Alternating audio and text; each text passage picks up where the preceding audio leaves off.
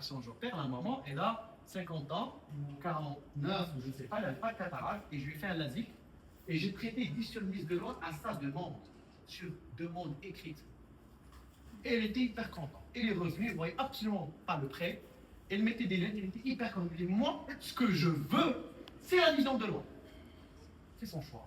Je ne suis pas là pour remplacer cette vision de loin hyper nette par un procédé comme moi, que moi je veux, et je vais lui mettre quelque chose qui va gêner un petit peu sa vision de loin pour lui donner un degré alors qu'il ne le demande pas. Donc, choix éclairé, il faut comprendre les compromis parce que tout ce qu'on va faire maintenant, c'est des compromis. La chirurgie physique, c'est des compromis. On va enlever un cristal naturel où on a une perte de l'accommodation, on a une paralysie et on ne va jamais l'avoir. Les implants accommodatifs ne vont jamais fonctionner. Donc on est en train de tricher. On est en train juste de créer des aberrations, de créer des petites choses qui ressemblent à l'accommodation et qui ne sont pas de la pseudo-accommodation, ce n'est pas de la vraie accommodation. Et donc, il y a des compromis, il y a des avantages, des inconvénients, et donc il faut trouver le bon compromis. Le choix éclairé du malade, compréhension de son compromis, le contraste et l'adaptation, vision réaliste des résultats et une décision libre. Décision libre et réfléchie. Le malade est libre de vous dire, monsieur, je ne veux pas voir le loin si ça va réduire ma vision de près. Je ne veux pas voir le prix si ça va réduire ma vision de loin et vous devez respecter son avis et c'est bien de l'avoir écrit. Nature de l'acte, les circonstances collectées, nature de l'acte, les brides, etc. Et il faut donner le temps de réflexion, donc demande écrite par le patient. Souvent, on donne au patient de faire des écrits. Surtout quand ça sort un petit peu de l'ordinaire, il faut des écrits manuscrits. Démarche volontaire et il faut une traçabilité juridique. Demain, après-demain, on vous appelle. Pourquoi vous avez fait ça? Ben, c'est parce que le patient la demande. On continue. Maintenant, après ça, on va sortir des conclusions. La première, ce que j'appelle la première conclusion. C'est-à-dire, je n'ai pas encore examiné le malade. Je n'ai pas encore vu à la lampe à fond. Je n'ai pas vu de radio. Je n'ai absolument encore rien vu. Histoire. Visuel. Besoin visuel. La prise d'ici, ça cause l'âge de l'opération et le choix du malade. Et je commence déjà à émettre des hypothèses stratégiques, déterminer des hypothèses thérapeutiques. C'est comme si on faisait les examens cliniques, je chauffe les médecins, c'est-à-dire qu'on examine le malade, donne-moi les hypothèses diagnostiques, les espoirs. Ouais, quelle est la deuxième conclusion? Il faut toujours faire une première conclusion. Par exemple, on va dire, exemple, patient de 50 ans, myope de moins 10, et qui est dentiste, qui veut améliorer sa vision de loin, mais il est très pointueux sur la vision de près, et il ne veut pas avoir ni baisse de contraste, ni baisse de luminosité, ni rien du tout. Donc déjà, mon hypothèse initiale dans ma tête, c'est un implant monofocal avec sous-correction de la myopie. Premier choix. Et je peux éventuellement mettre un deuxième choix. J'ai triché un petit peu, je vais mettre un petit high spherical aberration et je vais discuter avec le malade si je crée un tout petit flot au niveau du prêt, mais réduire la sous-correction et donner option numéro 2. Et option numéro 3, bon, je vais foncer avec lui, je vais mettre peut-être un lead-off, mais il va devoir accepter un compromis et on va faire notre premier choix, deuxième choix, troisième choix. Ou inversement, un patient qui est amétrope et qui veut le loin et le près à l'âge de 55 ans, qui a une cataracte. Et je sais très bien qu'il a toujours bien vu de loin et de près. Il a une cataracte. Premier choix, trifocal OG, par exemple. Deuxième choix, peut-être qu'il ne va pas accepter, je vais faire un mix match trifocal d'un côté et l'autre d'un côté. Troisième choix, peut-être que je mettrai un lead-off des deux côtés si par exemple tous les critères cliniques ne sont pas bons pour faire un trifocal. Et si je n'ai pas les critères d'un lead-off, je mettrai un monofocal plus. Et si j'ai aucun critère, j'ai une cornée dégueulasse et j'ai tout dégueulasse, je mettrai un monofocal. Et je mets le premier choix, le deuxième choix, le troisième choix, le quatrième choix, le cinquième choix. Et parmi ces choix, il y a un choix d'urgence. Ça s'appelle le choix que vous avez dans le bloc opératoire. J'opère un trifocal, j'ai une rupture capsulaire, je dois déjà avoir ma deuxième stratégie opératoire qui va lui permettre aussi de garder une vision de près. رد السكر هذه في الضوء ماشي كنبقى فهمتي غادا كنت فيك شنو الامبلون ديال لا بيوميتري شحال تما شحال نو il faut connaître l'implant premium les dire et connaître bien s'il y a un souci quel est l'autre implant que tu vas mettre précisément comme ça plan A plan B et déterminer ses hypothèses thérapeutiques. Et c'est maintenant la deuxième étape. J'ai déterminé premier choix, deuxième choix, troisième choix en fonction de ces 5 lignes. Maintenant, on va regarder notre boîte à outils. Maintenant, la boîte à outils fait les traitements de la presbytie. Le meilleur traitement est niche. Je n'ai pas un traitement allergien, le corps ciliaire clinicien. Je n'ai aucun traitement qui va me rendre le cristallin plastique. Et même les colliers maintenant qui ont fait les réseaux sociaux, c'est juste des myotiques. Hein. C'est des myotiques qui vont serrer la puture, un effet stéroïde. Donc je vais regarder ma boîte à outils, qu'est-ce que j'ai comme moyen justement pour traiter cette presbytie et étayer ces hypothèses. J'ai deux types. En presbytie, il y a deux types de traitements. Il y a ce qu'on appelle les traitements réfractifs. Traitement réfractif ou aberrométrique, c'est-à-dire qu'on va manipuler des aberrations. Et il y a les méthodes non aberrométriques ou les méthodes diffractives. Il y a aussi le mélange. Panaché, je peux mettre un panaché dans la même technologie, dans le même œil, ça s'appelle une technique hybride, ou bien je fais un panaché entre les deux yeux, je fais une technique au niveau d'un œil et une technique au niveau de l'autre œil, le mix match. Donc vous avez ces 4, 1, 2, 3 et 4. On va voir maintenant les techniques aberrométriques. Qu'est-ce que ça veut dire? Alors, technique aberrométrique, nous avons deux méthodes. La première méthode, c'est de préserver des aberrations qu'a le malade. Le malade, il a des aberrations. Je suis parti chez une dame, veut rechanger sa cuisine. Tu rentres, tu es menuisier, tu vas lui changer sa cuisine, tu vas lui dire d'accord. Les vies encore bien, le placard est encore bien, on va enlever ça, mais on va garder ce que vous avez, c'est plus économique, et vous allez vous adapter mieux avec parce que vous connaissez votre cuisine. Ou bien, je casse tout et je mets quelque chose de nouveau. Première chose, essayez d'utiliser ce qu'a le malade, parce qu'il fait partie de son histoire visuelle.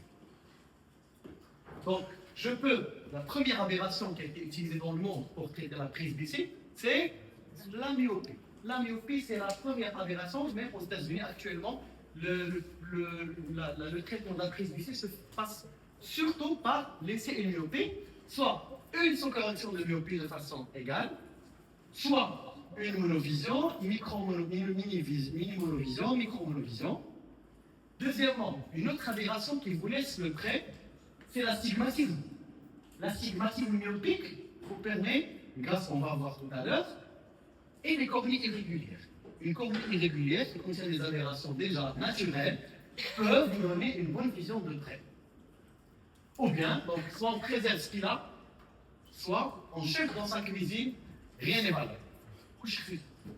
Donc, on enlève tout ce qu'il y a dans cette cuisine, on va mettre une nouvelle cuisine. On va générer des aberrations, parce qu'on est dans le traitement aberrométrique. On va enlever ce qu'il y a, on enlève cristallin. D'accord, on ne va faire aucune aberration, et je vais devoir générer une aberration. Et la seule aberration qu'on génère, qui est thérapeutique, c'est la nice critical aberration qui fait partie des monofocaux+, des EDOF, et aussi des lasers de presbytie, des lasers de presby max, de presbyon, de toutes les techniques.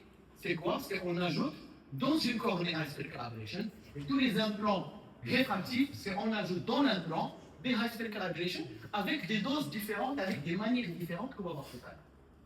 Deuxième méthode, c'est la méthode non aberrométrique. On ne génère aucune aberration.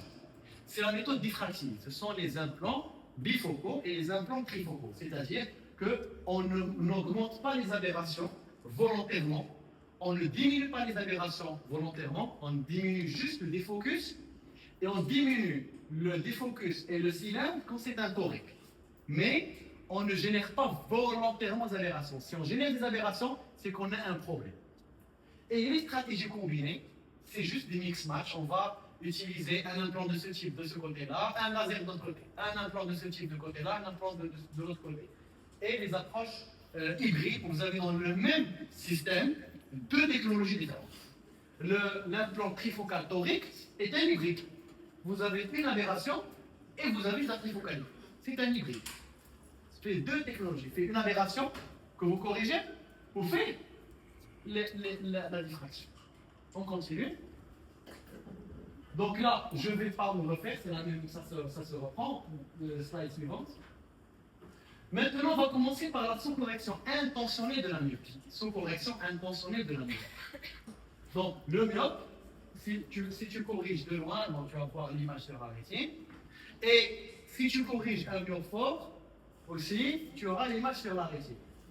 Mais le myope fort, il a le problème de la vision de près, il a un effet de loupe. Et nous avons remarqué que plus on augmente dans la métropie initiale, dans la myopie initiale, plus le malade tolère. Il tolère une myopie résiduelle. Moi, personnellement, j'ai choisi ce chiffre de 10%. Il n'existe sur aucun livre. C'est ce que je fais, moi. Je traite 90% de la myopie, quelle que soit la métropie, relativement. Dans les petites amétropies, on peut voir avec le malade parce qu'on est proche de métropie. Mais dès qu'on a une myopie assez forte au-delà de moins 6, eh ben, je laisse 10%. Si j'ai moins 6, je peux laisser 0,6. Si j'ai moins 18, je peux laisser 1,8 de myopie. Le patient ne va pas être mécontent. C'est un chiffre arbitraire à ajuster en fonction du malade. Mais si vous avez un moins 20 et vous traitez que moins 18, vous avez moins de résiduel, n'ayez pas peur, votre patient il sera plus souvent content. Mais si vous avez moins 20 et vous traitez moins 20 et qu'il est proche de l'âge de la prise d'essai, il risque d'être mécontent. Donc, avec le 10%, non-unpublished data. C'est juste ma méthode que j'utilise régulièrement.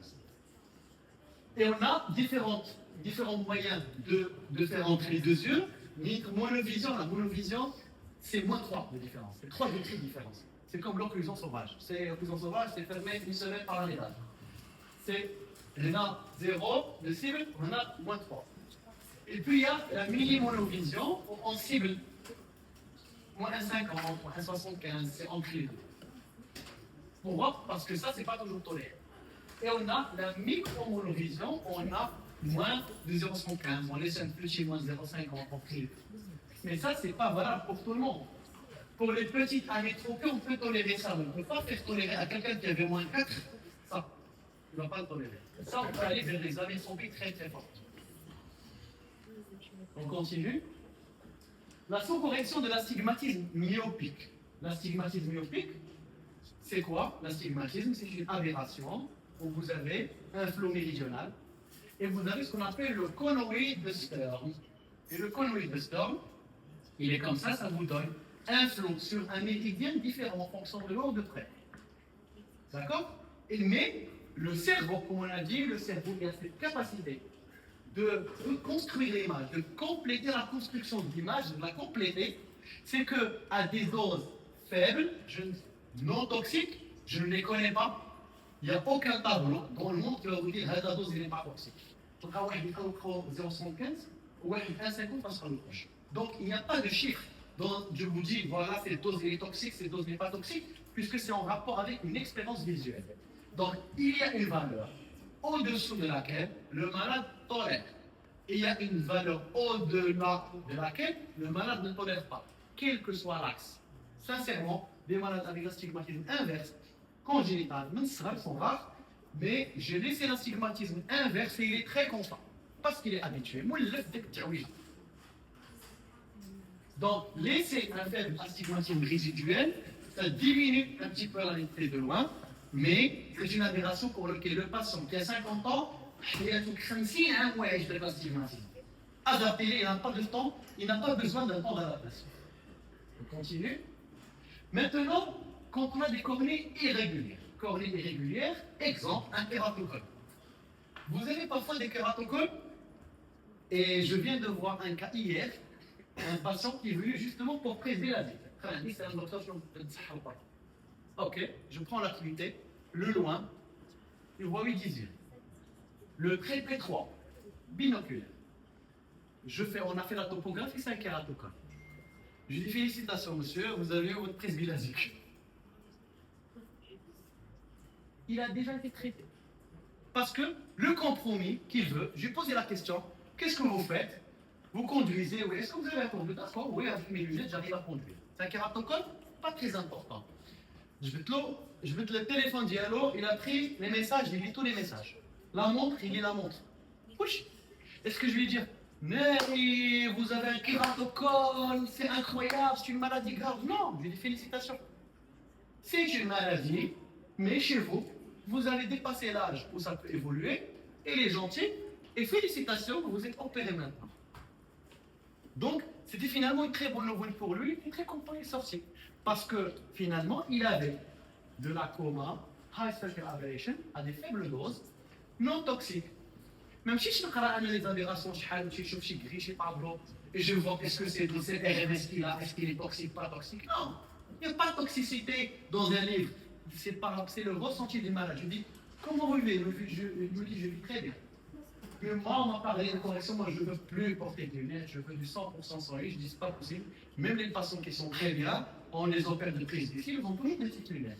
Et vous, vous en faites partie. Vous allez porter des lunettes dans 10% de vos activités. Mais 90%, vous n'avez pas de problème. Mais si vous avez des enfants, faites un dépistage familial du kératocone. Il se peut que vos enfants aient un kératocone qui peut être plus agressif chez eux, mais pas chez eux. Donc finalement, on va exploiter les imperfections optiques du malade et on va exploiter la profondeur de champ qu'a ce malade. Donc une maladie, elle donne une bonne vision de l'œil de près. D'ailleurs, c'est la raison pour laquelle on utilise la high spectral aberration dans le traitement de la crise d'ici. C'est une maladie, high spectral aberration, c'est une maladie quand elle est à grande quantité, mais elle est bénéfique et peut être utilisée comme un virus. C'est une maladie, mais quand on le rend en tant que vaccin, le virus il est atténué et on peut l'utiliser comme un médicament.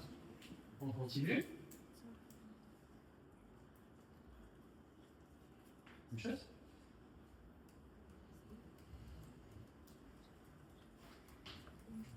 La connexion. Il y avait un problème.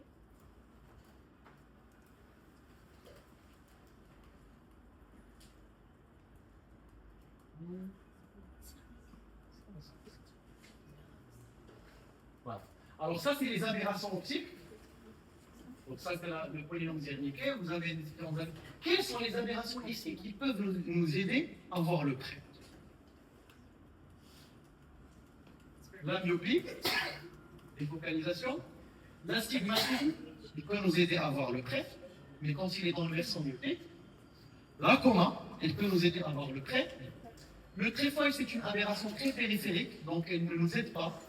On la ressent en pleine dilatation, alors que quand on voit de près en général, on est un peu en musis. Et surtout celle-là, aberration sphérique. Donc on a regardé tous ces virus, toutes ces maladies-là, on s'est dit quelle est la meilleure qu'on va fourrer dans un implant et le vendre très cher. C'est celle-là.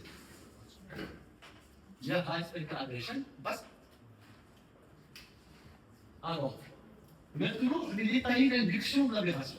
Induction de l'aberration, c'est une stratégie contrôlée. On va induire des aberrations, mais de façon contrôlée. Alors, on va avoir une vision de loin, une vision de près, un champ assez étendu, mais réduction de contraste. C'est comme quand vous prenez une photo avec votre téléphone et vous mettez photo normale. Vous avez une pixelisation, la qualité d'image n'est pas la meilleure que si vous faites un mode portrait, vous avez très bon détail, mais le mode portrait, c'est juste sur un seul foyer. Donc vous avez une image sur l'ensemble, je peux voir derrière, je peux voir devant, mais la qualité n'est pas la plus parfaite. C'est un compromis. Donc, aberration sphérique, cette aberration-là, c'est ce virus qu'on va atténuer, qu'on va injecter dans nos prises bilaziques et dans nos implants monofocaux+ ou EDOF, et on va jouer avec pour essayer de ressortir le maximum de défocus. Donc on va les utiliser dans les monofocaux+ qui ont un petit effet EDOF. On va les utiliser dans les implants EDOF, il y a les EDOF purs qui n'utilisent que les high spectral aberration. De différentes manières, on va voir des exemples tout à l'heure. Et on va l'utiliser dans un exemple, le Prisbimax, comme le Prisbeyond, qui va utiliser les high spectral aberration. Le Prisbilasique, Prisbeyond Max, ne donne pas de multifocalité. Vous pouvez entendre dans des conférences, le Prisbimax, c'est de la multifocalité. Du tout. Ce n'est pas de la diffraction, c'est réfractif. C'est en génère des high spectral aberration et juste la technologie qui diffère. Est-ce qu'on va créer un sphérical aberration négatif au centre avec un effet neutre autour, ou bien très négatif au centre, et puis juste autour un peu positif, et parfois positif, négatif, pour essayer d'augmenter la profondeur de champ comme ça d'adresse. Mais ce n'est pas ce n'est pas diffractif. Le laser sur la cornée, c'est la manipulation des high sphérical. Il n'y a rien d'autre. Continue. On prend l'implant monofocal plus. L'implant monofocal plus, c'est un implant où on a un petit mamelon central qui va donner c'est la partie high sphérical aberration négative au centre. Et le principe, c'est quoi? C'est quand la pupille, quand on voit de près, normalement la pupille va se resserrer autour de ce petit mamelon. Eh bien, on va voir le RMS, le root mean square, c'est-à-dire va augmenter, et on va voir bien de près. Et quand on va voir de loin, automatiquement la pupille va s'élargir. Il y a aussi l'effet du cerveau qui va essayer de voir les images de loin. Et bien, on va voir une dilution de ce RMS dans un diamètre assez grand et diminuer le RMS et avoir une meilleure vision de loin et réduire l'effet aberrométrique en fonction de la taille. C'est pour ça que le diamètre est extrêmement important. On ne peut pas parler vous utilisez le plan des marques. Ah, il est magnifique, hein. Tous les patients ils sont bien. Non, non, moi je les ai essayés chez certains patients, ils ne sont pas contents. C'est pas question de l'implant qui est mauvais ou pas mauvais. C'est le jeu pupillaire de malade. Si vous avez un malade qui prend un traitement de prostate, et la pupille est serrée à 2 mm, il ne va jamais voir le loin. Et si vous avez un malade qui dilate à 7 mm, il ne va jamais voir le près. C'est comme si vous mettez un monofocal. Donc, tout dépend du contexte du malade et aussi du jeu pupillaire. Et les implants EDOF. Les implants EDOF, c'est différentes stratégies. J'ai pris comme exemple, bon, on va faire plaisir à un VVT.